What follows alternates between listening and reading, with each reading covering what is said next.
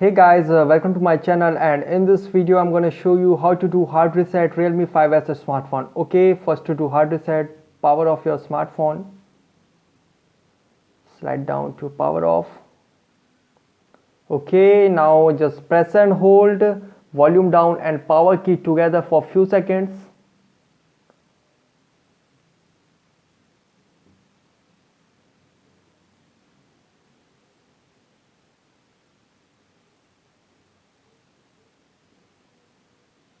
Okay, you can see now the select language.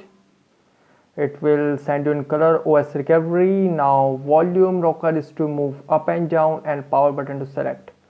Okay, now go to white data and select, and you can see please enter verification code 0172. Enter is 0172, and you can see white data, keep SMS, contacts and photos, and format data. Okay, now go to format data, and you can see formatting the data partition will erase all user information. Okay, now tap on OK, and you can see wiping. Please wait, please don't do any other operations.